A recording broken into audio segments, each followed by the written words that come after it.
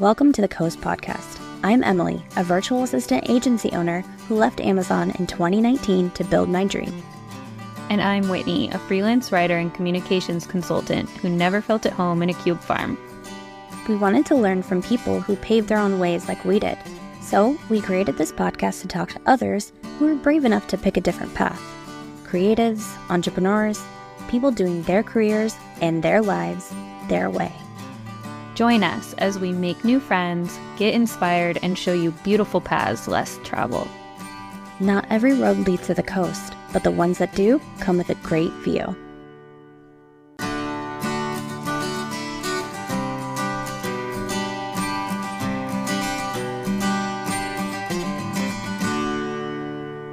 Hello and welcome back to the Coast. My name is Whitney Popa and I own a communications consultancy in Edmonds, Washington.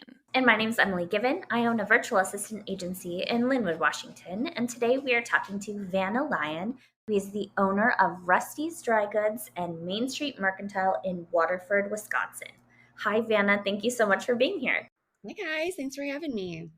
So tell us more about what Rusty's Dry Goods and Main Street Mercantile is. Sure. So we are a brother and sister gift shop located in Waterford. And we started with Main Street Mercantile in September of 2020, right in the middle of the pandemic. And it's a shop where everything is sourced entirely from small American businesses in small batches. So nothing is mass produced or can be found on Amazon or in big box retailers. And the goal was really just to find unique items that people could gift to others that had meaning and that were unique and just weren't your everyday things that you could go anywhere and get. We started that in 2020 and things were going really well. But the biggest piece of feedback that we kept getting was that there was nothing for men in the shop. And Main Street Mercantile it's a very small store. It's only about 600 square feet. So in order for us to be able to bring in men's products, we would have had to move things around. I would have needed to completely rebrand because Main Street Mercantile is a very feminine, it's branded very feminine. Ultimately, we decided to separate them entirely and open up the second store, which is Rusty's Dry Goods. And while they share the same core values where everything is sourced from small American businesses and small batches, they are two very different experiences. And it's aesthetically, it's very clear that they're intended for different audiences. I love that. One of my main clients is Made in Washington, where we do the same for Washington. So is your stores are all across America, the goods that you have? Yes, they are. I'm actually familiar with that because I was recently in Kansas City and they have the Made in KC there, which I believe is probably the same thing as the Made in Washington. And I do carry Wisconsin and regional brands. So we're really close to the Illinois border. So I have a lot of Illinois brands. But one of the things that we really pride ourselves on is having items that you can't just get everywhere.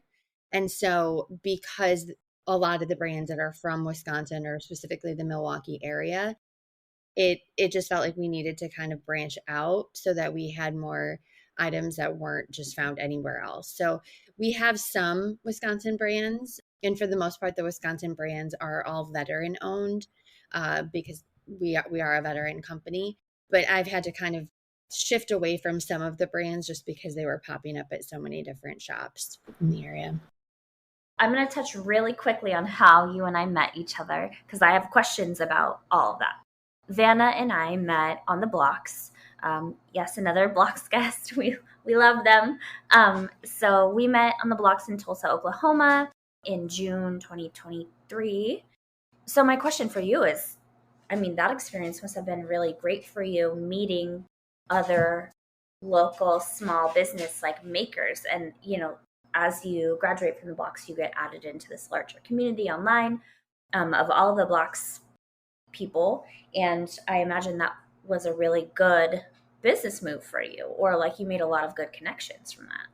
Yeah, I definitely made so many great connections and in ways that are a little bit different. So I haven't gotten any vendors from the blocks, but we've been doing a lot of curated gifts. So Atara, who is also on our season, she runs an amazing stylist company out of Baltimore, and I do all of her client gifts. So we curate gifts specifically for her. We package them with branded packaging made specifically for her. And we get it out to her, all of our clients directly. So we do a lot of work like that. And that's how I've been partnering with a lot of different Blocksters in that way. Have you connected with Heroes Homestead yet? Yes, definitely. Yeah, we have. And they've been sharing out my information just because like I said, we are a veteran owned company. Yeah. So we're actually on their list of brands and companies to shop at because of our veteran status. Yeah, and they do like the Heroes Market. So our other friends from the blocks they're trying to get veteran made goods in like a marketplace situation too. So that's really cool. I'm going to they're selling 50-50 raffle tickets at a Seahawks game next month. So I'm gonna go there and help them sell them and get to see them. So that'll be fun. Awesome. Mm-hmm. Very cool. And Q will be there. Yeah, it'll be fun. Very cool. I would love to hear from you. What did you do before you had Main Street Mercantile? And then we're going to ask you what was your changing point, which is exciting. I have kind of an interesting background. I'm one of those people who, when I was in 5th grade, I knew exactly what I wanted to do. I wanted to be a journalist, and I wanted to report from the courthouse. I wanted to report on crimes, which is very strange for a 5th grader, but that's what I wanted. I wanted to be a journalist also. Yes. Mm-hmm. My first day of college was September 11th, 2001. And I went into my Media 101 class and found out what was happening. And my professor at the time said, as journalist students, you need to leave and you need to plop yourself in front of a television and you need to watch how everything changes from here on out, because journalism as you know it has officially changed. And I didn't really, I was an 18-year-old kid. I didn't understand all of that. But she was right. Everything changed. And we went from a world where you could wait until the evening newspaper, or in some cases, the morning newspaper, to find out what was going on, to in immediate need for information. So there was you can't wait. You have to have it now. And it took quite a while for the mainstream media to figure out how to monetize that. Right. So at that time, if you wanted to read an article on CNN, there is a $2 paywall. Who's going to pay $2 to read one article? So it took a number of years for the mainstream media to figure out, ad sales and all of that. But it was a really terrible time to be wanting to get into journalism because there was no money in it. There were no jobs available. It was very difficult. And so our professors they had the foresight to say, hey, if you want to potentially eventually work in journalism, why don't you focus on public relations and the writing aspect of it, just so you have something to go into in this world where journalism is, not doing great. So that's what I ultimately did. And I got my degree in public relations. I began working in different agencies in the Milwaukee area. And then Khol's corporate opened up a project management department, which they had never had before. And this was in the early 2000s. So it was a brand new concept at that time. And so I went to Khol's and I was a project manager there. And I worked my way up, and I eventually ultimately ended up as the liaison manager between Khol's and the Oprah Winfrey Network. And so I worked out in LA. I was on set with that network. We presented a show on the network, and I made sure that everything was integrated into it. Did that for about 5 years. And then being in Milwaukee, one of the biggest brands in our state is Harley Davidson. And if you grow up in Milwaukee, you're always surrounded by motorcycles, and it's just such an amazing brand. And they were looking to start a new e-commerce program. And that was around 2011. And so I applied, and it was like the most random thing. I applied on a Friday.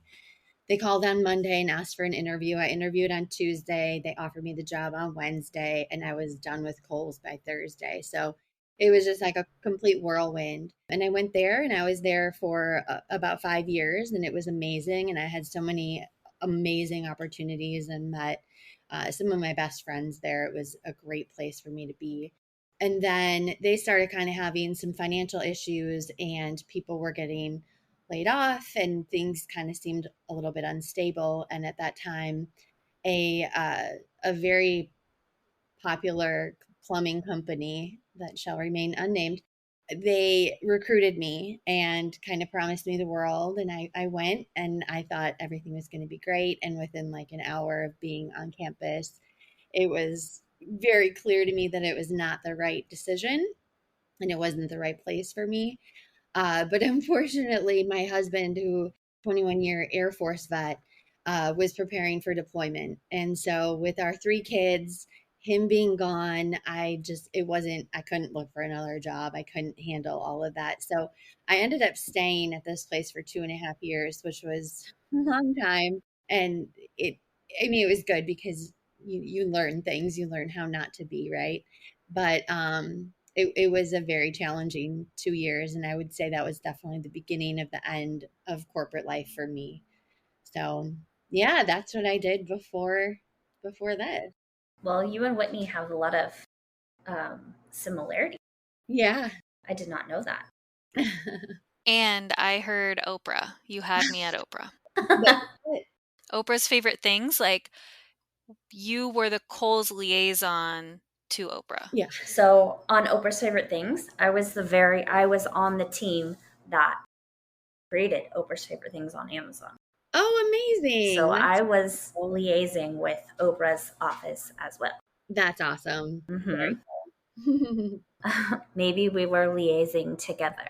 Maybe that would have been what, like 2009-ish, 2010. Oh, okay, never mind. Emily's like, I was still in high school. No, I graduated in 2008. No, I was at Amazon in like 2014, 2015. So it would have been then for the Oprah's Favorite Things thing. What I'm hearing, though, is you had that thread of, for the most part, goods and organizing people and wanting to give. So it makes sense that you would end up here, because at the end of, like, the root of wanting to be a journalist or a storyteller in any way is you want to tell stories, you want to help move people forward by bringing them warm and fuzzies for their hearts. Right. And you're still doing the same thing. Yeah. Mm-hmm. It's beautiful. Mm-hmm. It makes people feel good. Yeah. That's crazy. So you had like 2 catalysts, right? Like you had the 9/11 first day of college, and then you and I have connected about this before because we have a shared experience, kind of.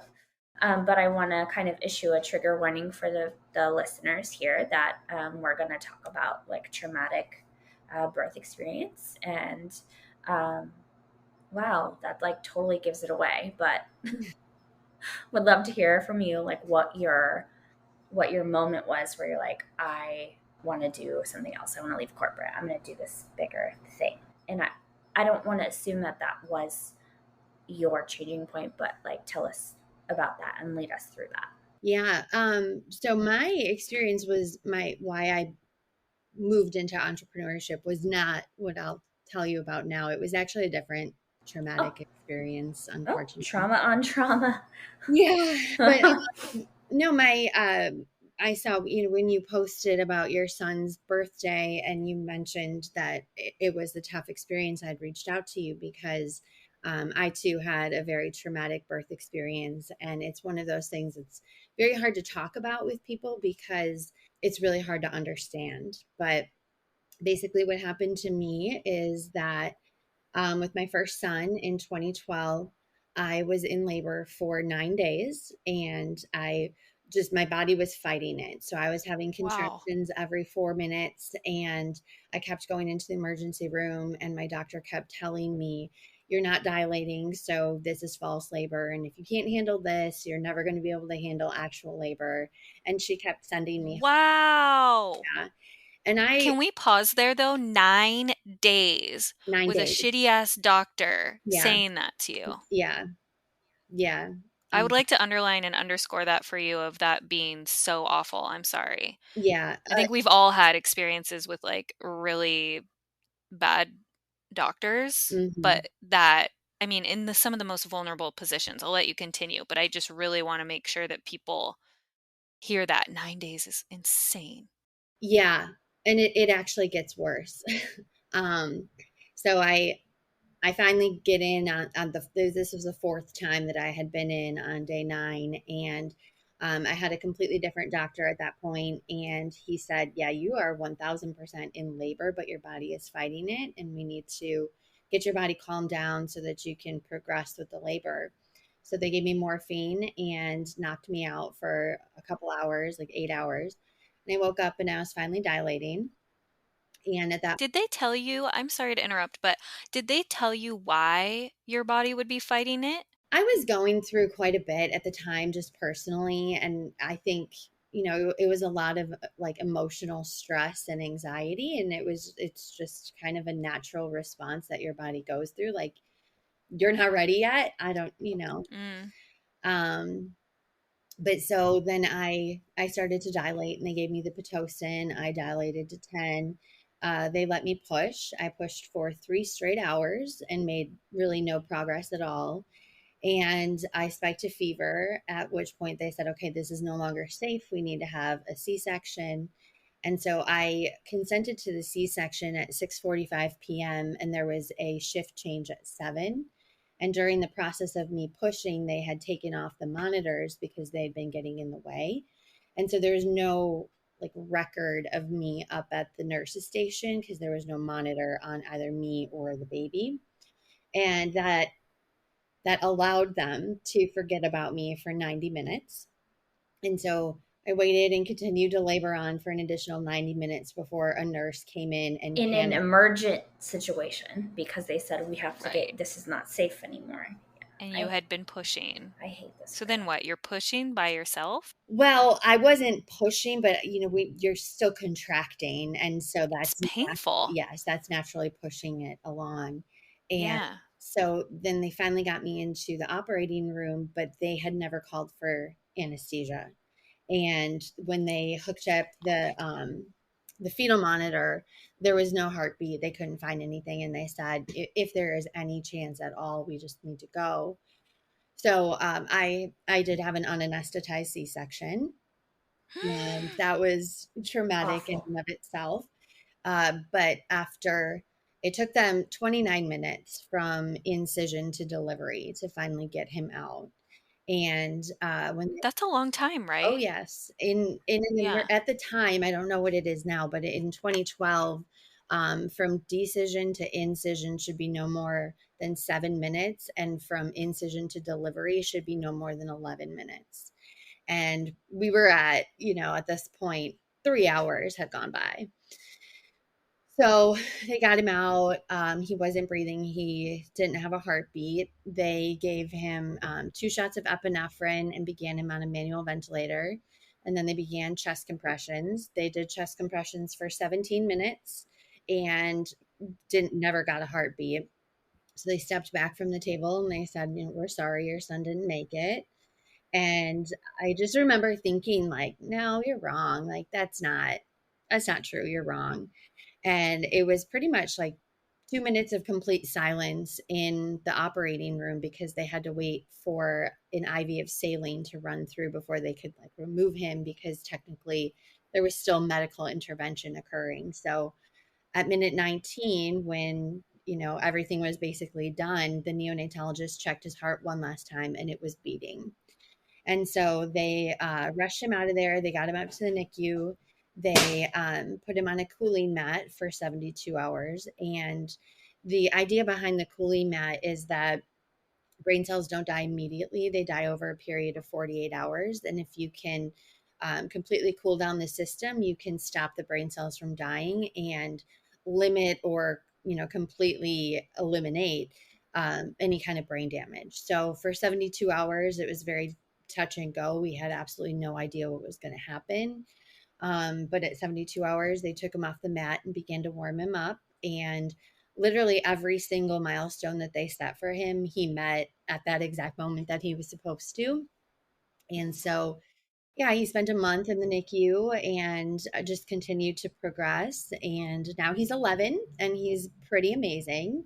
And has no side effects or anything like that. You'd never know that he was someone who had gone through all of this. So Yeah, when I heard your story, Emily, that was in a very I don't want to say it's good, but it is sometimes good and nice to find other people that have shared experiences, because there's not a lot of opportunities to talk through it and Yeah. share with other people. And before we chatted, we didn't know actually like how similar. Like my son only didn't breathe for 6 minutes, but um, he was also cold. He also had therapeutic hypothermia and warmed up over 3 days in the NICU, and somehow met all milestones too. And it's literally a miracle. It's like so like this beautiful. I always call it like this beautiful intersection of like science and miracles. Like it's incredible. Um, And it is okay to be comforted by shared trauma. I know it feels a little bit awkward because you would never wish it on anybody else, right. but to know that you're not alone in your experience is huge. Like for me, Well, you're I also don't a want to be Nick. like, You're also a NICU mom. yeah, well, and I'm like, don't be Jessel on Real Housewives of New York by like relating your experience that's not at all similar. But I think everybody has, especially by this age, if you don't have a big trauma, then I'm happy for you. And also, my big traumas made my life what it is today. My dad died of brain cancer. And so, if I ever have people who I meet who understand what it's like to have experienced very closely that kind of brain cancer, then I feel almost like I can have a sigh of relief. Like, you get it. Yeah, it is. It's part of me really wanted to start some sort of like I actually own a domain, weird, but like birth trauma association. There isn't one in the United States. There's one in the UK, but there's no resources. There's like a couple of Facebook groups that I found that are like traumatic birth stories, but like nobody gets it and they don't talk about it because it's like you don't talk about that. Right. Or We don't talk a lot of other things. Yeah. if they do talk about it, they about it in an uninformed way that I Oh, found. well, the only thing that matters is Yeah. that you and the baby are okay. Like, Yes. what Right. about my scrambled egg brains and emotions? Like, Exactly. Well, you know that's because people can only go as deep as they can go, and most people, totally. it just makes them uncomfortable, so it's their way of moving on. Right. Totally. But like nobody talks about I mean, I was falling asleep and waking up screaming because like for months I cried myself to sleep for like 10 months. Like I would close my eyes and like picture the operating room and like feel myself dying over and over and like he's not breathing. Jesus. Like it was awful. I almost checked myself into the loony bin. I'm not kidding. It was bad. Well, and Um, then you're at the doctor, right? And they want you to fill out the postpartum "Am I depressed" yeah, thing, and you're like, "What do I even say on yeah. here?" Because they will take you and commit you. Yeah, they do. Yeah, so, it's a really interesting, messed up system, but like, yeah, it is great to have people to relate to, and also like once we're past this hump, we can see we can see the other side of it, and I think when you're there, you can't see the other side of it. There's no grass is greener. There's no you're just in your pit of doom, and so being able to see it from the other side and like talk to somebody about this is like wow, look at what we overcame. Right. And I think with any trauma, wow, look at what you overcame. Mm-hmm. And look at what you did with it. That's what I like to think about too, not to platitude it, but for me, it's been a big fuel. All of these things that have taken me to my knees. I'm like, okay, how am I going to use this for good? How am I going to, even if it's not linear, just knowing that I'm a better, more honest, not, I've always been honest, but more open hearted person. How am I going to use that to help others and help them feel less alone? I like to think about it that way because otherwise it's too excruciating. Well, now that we've gone through that depressing part of the podcast, Mm-hmm. And I don't see it as depressing. I mean, it I is a see it little as like, depressing, but it's also It's part of the story, and Totally. I feel like we should all be whole people and able to bear our truths. And there's a lot, and I don't even want to get into like culture and conditioning. We're not allowed to talk about these things because of that. Like, oh, I don't want to depress you. But it is part of our stories, and You're right. we're allowed to own that. So I mean, yes, it's depressing. We've been talking about dualities a lot. And Yes, it's depressing, yeah, and you get to have it, and it gets to be a why or not. And we have to figure out what to do with it like every day. Right. yeah, I have a lot of shit that comes up all the time where I'm like, even last week, I was looking at things that my dad's family posted, and I was like, I'm now having to sift through shit that I didn't know I was still holding on to. Just little things that, oh, I feel a little fire in my heart now. Mm. Well, do you want to tell us about? So you said that wasn't like the big catalyst for you. No, that actually, I was pregnant with him when I started at Harley. So this was like midway through my corporate life that I did that, or that happened. How did they take care of Oh you? my God, Or they did were they? amazing. They were, Oh, good. and I hadn't even been there that long. I started in April and he was born in August. I remembered something that I wanted to bring up because it also infuriated me, and this is a shared experience too. That I asked you if you sought legal action. I was going to ask that, but I was like, are we litigious? We should Ad- be about this about one. that? Hell Well, yeah. Yeah. yeah, But the same thing happened to you as happened to me, which you can share. right. Yeah. So I was at Harley and everybody there was just completely amazing to me, and it really helped me get through it. But I was at work one day, so I was back at work. This is probably 3 months after he was born, and I get a call from the lobby, and they're like, "There's a guy down here in a suit that wants to talk to you." And I was like, "Okay." So I went down to the lobby, and it was an attorney who he's like the biggest personal injury attorney in the state of Wisconsin. And he was like, "I heard your story. I want to represent you. I want to help you get justice for this." And I was very on the fence about it because at the time I just was so thankful that Sully was okay and that I was okay. And I really just wanted to move forward. And I felt like going into the whole legal battle would hold me back a little bit. So I was very hesitant, but I spoke with a lot of people around me who encouraged me to continue to talk to them. So I did. And ultimately, they brought in their medical experts and they subpoenaed all of our birth records, and they went through everything, and they came back and they said, without a shadow of a doubt in our mind, this was medical negligence on multiple levels. But then they also said that because he was alive and he was doing well, that there was actually no recourse. So there's no amount of money that can make up for pain and suffering or anything like that. And then there's a cap on the amount that the child is worth. So they just said it's not really worth it. It would cost more to go to trial than you could actually ever win from it.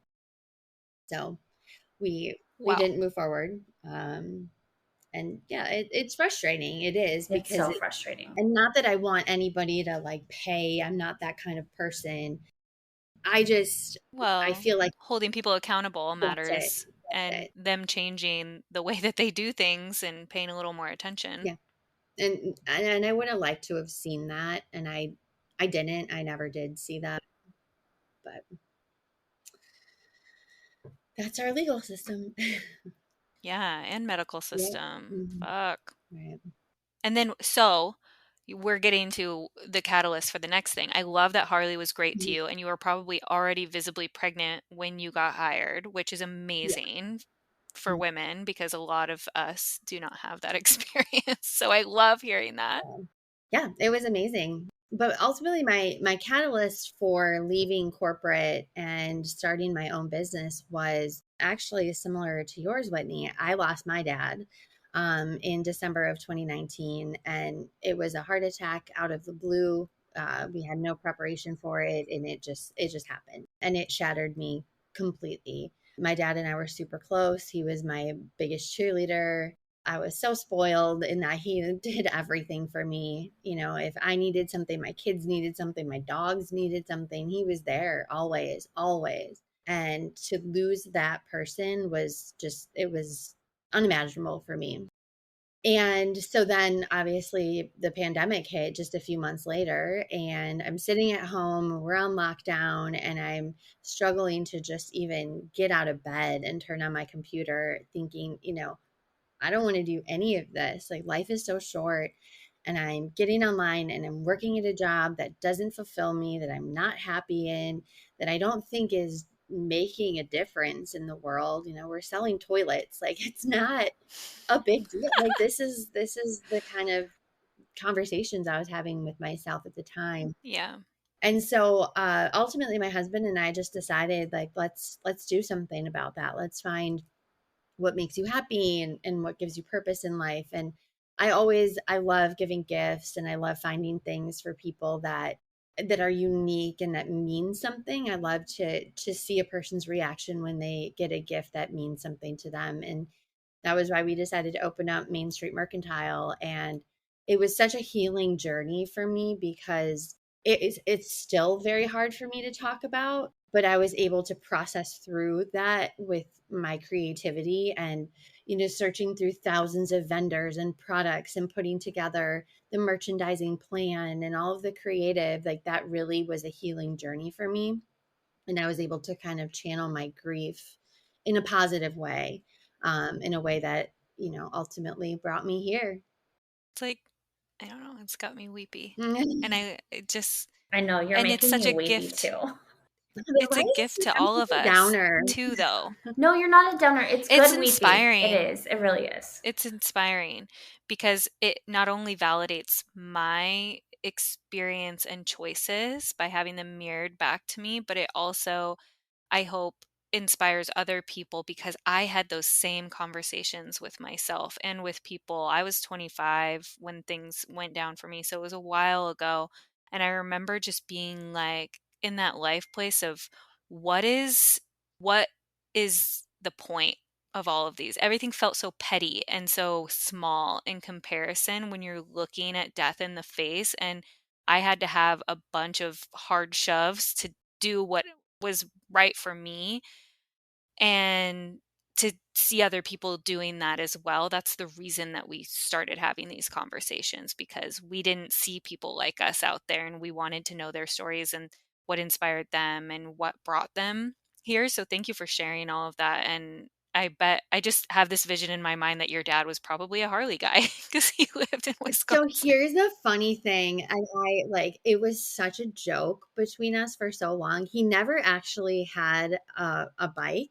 And I always say part of that was because he wanted the wrong bike. Like, he had it in his head that he wanted a Sportster. And I was like, Dad, you cannot have a Sportster. That is ridiculous. And so we would like argue back and forth about it. So he never actually ended up getting his bike, but he definitely he sported all the Harley gear, mostly because he Yeah. wanted to support me. But He's riding it in heaven. yeah, My dad had a Sportster, and my best friend in high school, her dad had a Fat Boy. okay. And I remember being so jealous that she got to wear shorts on the Harley with her dad. And I always had to wear long pants no matter how warm it was, because you can get Your burned dad is, by the exhaust pipes. yeah. Yeah, my dad had like a Ninja Turtle suit that he would wear. It was really embarrassing, No, but that's he was good. correct in what he did. And then my friend's leg got burned. And so I was like, you got to be cool and free, but literally got burned because of it. So I think of them. Her dad died unexpectedly. We had known, obviously, with my dad because he was diagnosed with cancer. He lived about 2 years after his diagnosis, and her dad died unexpectedly from an enlarged heart. His heart was literally too big for his body. They found him just dead in the chair at his house, Mm. and 2 weeks after mine. So we had that shared grief, and she had been very on top of me, almost in this like kind of suffocating way for me of I was grieving, and she was just like, I'm helping you, I'm doing all these things. And I felt like it was too much for me. And then I felt like an asshole when I wasn't there in the same way for her. There's so many layers Yeah. of feelings, But ultimately, I'm like, all right, we do our best, and they're up in heaven riding their motorcycles together, and we're able to comfort each other better now than probably I could when I was 26 when Yeah. he died. And it's just, I know that he is proud of you and seeing all these things that you're doing. And I really believe too that that's, divine intervention, him channeling through you of like, I'm still with you in this way. It's never going to compare. It's always going to Right. suck. Yeah. And you have this cool thing that you can be like, I'm using my grief in this way that it makes the world beautiful. Yeah, I mean, you said words that I've heard so many times, is that this will always suck. And I remember at my dad's funeral, my cousin who lost his father years ago came up to me and he's like, look, this sucks and it's always going to suck. There's never going to be a day in your life when it doesn't suck. But you learn how to live with that suck in your life. And I think that that was true for me in both of these traumatic experiences, both what I had to deal with in my birthing situation and then losing my dad. It's like, yeah, those things are always going to be there. And trauma lives inside you. It never goes away. And it can come out in weird ways that you might not even realize. But you just you learn to accept that that's who you are now. You're never the person you were before, but it doesn't go away. I mean, our brain chemistry changes. Yeah. It changes us. Yeah. And every time I never, even as a person who's experienced a lot of things, I don't know what it's like for the two of you, but I still am awkward and weird and don't know how to help people because everybody grieves so differently. So the main thing that I always say is this sucks. Yeah. And just recognize that for them, because there are so many euphemisms, the thoughts and prayers, like fuck your thoughts and prayers. This fucking sucks. And Right. owning that first is like the main thing that regardless of how close I am with somebody, that's just what I own for them straight up. And I don't know how much it helps, but it just gives them permission to know that it sucks. Right. And Well, yeah, maybe we need to hear it 100 times. it's so hard because when people say things like, oh, everything that was meant to be will be, or it's like, dude, you have no idea. So I've been toying around with that shouldn't have happened to you. but then I look at that as, yes, it shouldn't have happened, But it did. And I don't want to say I'm thankful that it happened, but I was able to take what I went through and turn it into something that I am proud of. Mm-hmm. And in the absence of that, I wouldn't be here. So yeah, I completely, Yeah. It's so interesting because, Whitney, you were saying like, it's hard to know what to say. Right. And what you feel like you need is not the same as what somebody else's needs are. So. What brought you to the blocks then? How did you get there? I don't even know. Honestly, I have Facebook no ad. idea. Yeah, and I truthfully don't remember ever even applying. I just got a message in my inbox asking for an interview, and I was like, okay. And I thought it was a joke. Like, I truthfully was like, this is spam, this is nonsense, and I ignored it and I never even responded. And then a couple of weeks later, I got a second message, and there was more information about Wes. And I was like, I know Wes. Like, I grew up on MTV. Obviously, I know who Wes is. And so that validated it for me. And I did some more research and kind of, read about what they had been doing. And at that point, I was like, all right, I guess I can talk to them and see what this is all about. But I never went into it thinking like anything big would ever happen. And you were on it twice, right? Yes, I was. Wait, did you say that's your dog? Yeah. Is his name Rusty? Yeah. Oh, cute. That's cute. He's down here. Let's see if I can get him. Oh, hi. Aww. For the listeners, there's He's a a cute very dog. Dapper boxer. Yes, he is. Yeah, he was sleeping. He was howling. I didn't know if you guys heard that. He was howling in his sleep, and now he just woke up. Cute. Aww. Poppy's like over here on my couch sleeping because I wouldn't let her out. No. My cats are hiding. Perfect time for Rapid fires. not so rapid fires. Okay.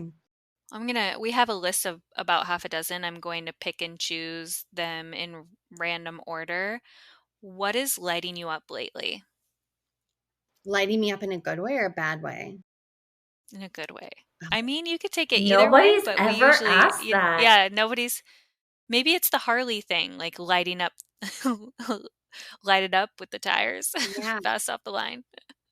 Oh, I don't know. It's lighting me up in a positive way. That's kind of bad. Hey, I'm lit up in a hurt way just watching the news. I hadn't been watching the news for so long, and then everything that's going on over the past weekend. Just my secondary major in college was history, and I focused on the Holocaust and this exact conflict. And Oh my gosh. it's hard. I'm lit up in a not great way about all of that right now. Yeah. Another thing More you could channel. downer. No, it's the reality of what it is. Yeah. Yeah. Life is hard. What are you proudest of in your business right now? I'm proudest of the fact that we were able to go through all of this during the pandemic and open not just one store, but two. I'm so proud that when I opened the second store, I was able to hire a staff, and my staff is all women from my community. And I'm just really proud of all of that. That's so important. Tell us about a book you read or a podcast you listened to recently that changed the way you're thinking about your life or your business. That's a good one. I don't know, honestly. I mean, I think watching the blocks and the podcasts, and there's a bunch of podcasts from Blocksters, and just hearing people's opinions on things and how they've gone through things. And I think that really just everything surrounding the blocks has changed how I feel about my business. Yeah. It's cool to be in the energy of other creators in that way, in such a big magnetic way. This one is one I hope that you have an answer to since you dabble in gifts. What's the best business purchase in the last 6 months you've made under $100? Under $100. Okay, I hope this counts. It shouldn't have been under $100, but I ended up getting it for free. We created these poker chips for Rusty's because we were having a little bit of an awareness issue of people just not really knowing that we were here. So we bought these, and then they messed up in printing, and they put our website on both sides versus our website on one and our address on the other. So I got it for free. So that was definitely the best purchase because it has been amazing. I mean, there are days where every single person that comes in the door has one of those chips, which is really cool because I know that it's working and it's getting out there. Cool. That is cool. So, like, what do you do with them? That's what I was going to ask. So when you bring them in, it says bring into Rusty's for a free gift. I don't know if you can see that on there.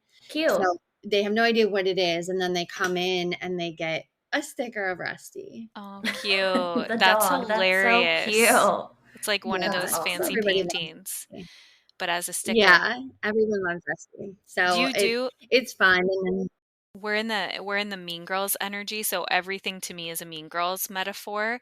Is it like Regina George walking down the hall where you just throw them in the air and people pick them up off the floor? Or how are the poker strips distributed? No. So we've actually given them to a bunch of our friends' businesses, and then people just get them from there. Or I'll put them in the bag when people check out and ask them to share them with friends. Cool. And anytime anyone comes in with a chip, I don't collect it. I say, keep this and someone that you think might like our shop. So it just keeps spreading. And there's not just one way to get it. You can get it in a bunch of different ways. I love that. That is so cool. And the last question today, what's one life experience everyone should have? I think you should go to Disney World. I'm like grinning from ear to ear right now. I mean, I feel like if you go to Disney World with your family, you really learn what kind of people they are because Disney World is so chaotic, and you can either thrive or you can just fail. And at least you're surrounded by Disney characters. I think I would fail. I failed. I've been there. I mean, when I was 8, but Yeah, I'm like the worst Disney mom. I don't like it at all. Oh man, But I didn't think I would like it, but like it's funny because my husband transformed into a completely different person. He's like on the Genie Plus app. He's like, I booked this, and then we're going here, and we gotta get in the lightning lane here, and we're going here, and I'm gonna take the boys here, and I'll meet you over there. And I'm like, what the hell is happening to you? Like, it's wild. I'm like, I'll be over here with the snacks, yeah, and getting pictures of Mickey. Like so I love that. no, that's a great. Yeah, I'm done with the rapids today. That is a great. I like the way you're thinking about it too, because it's like, who are you when you are in these big, cartoony, chaotic environments? Yeah. And now I feel like I want to accept the challenge, but I don't want to go to Do Disney it. World. I'll go with you. Oh my God. Let's No, go thank together you. with our I will family. spend my money so many different ways, but I No. love that answer. But it's like minimum $10K to go to Disney World. It's like, Oh, yeah, like it's ridiculous. insane. It's ridiculous. But in my opinion, money well spent. Yeah, Emily, coming from the person who was texting me last week that she was researching the secret clubs and how much it costs to be a part of it, and I was like Club why? 33, it's like $25,000 to get in plus $10,000 a year. It's ridiculous. I know, just like sitting there like little club, but Yeah, right. one day you have to be invited. Fingers crossed. It's like the Illuminati. Yes. Who are you going to sacrifice to get in? Disney, you? I'm just kidding. On that note, please don't sacrifice me for that. Like, you can sacrifice me for the Illuminati, but not for Disney World clubs. Okay, fine. I want to go down in like a great ball of Illuminati. flames. If you are listening, I'm ready. I'm kidding. Vanna, can you tell everybody where we can find you online? Yes. www.mainstreetmercantilewi.com. And both of our shops are on that website, so you can shop either for men or women, and there's one checkout. Cool. Beautiful. Are you on Instagram? We are. So that is separated. So at Rusty's Dry Goods and then at Main Street Mercantile WI. Perfect. Is one a higher performer than the other? Like, when you said that the men, or you got feedback that they wanted men things, traditionally, and you probably knew this at Kohl's, it's women spending money. So they want to buy for their men. It's not the men requesting it. Yeah, it is. It's hard to say which one performs better because we kind of had a little bit of an awareness issue at Rusty's. People just didn't know what it was for a while, and my signage kind of got overshadowed a bit. But we have the customer dynamic is so interesting. Like, I will have in one day, a mom will go across the street to Main Street Mercantile and she'll look at stuff and she'll be like, oh, does my daughter really need this $30 candle? And then won't get it. And then she'll come over here to Rusty's and she'll be like, oh, my son needs this and this and this. And like the same exact mom. And she'll drop like $200 on her son. And it's wild, but I see it quite a bit. And so Rusty's has a much higher average order value than Main Street Mercantile does. Where Main Street Mercantile is more of, they're the smaller items over there. Interesting. That is so cool. That is like just like a nerdy case study in itself. I love that kind of data. Yeah. I'm a data freak. Like I even handwrite my data as well as put it in spreadsheets just so I have multiple copies of it in different formats. But you're speaking Whitney's love language with handwritten. Analog for life. I agree. Well, and it's good for your brain too. It is. Thank you for being here. This was really great. Well, thank you for having me. I appreciate it. Obviously we love everyone we talk to, but like, it's been a while since we like connected and related so deeply to somebody like on each of our levels. Like, that's pretty cool. And I did not know that that was going to happen. So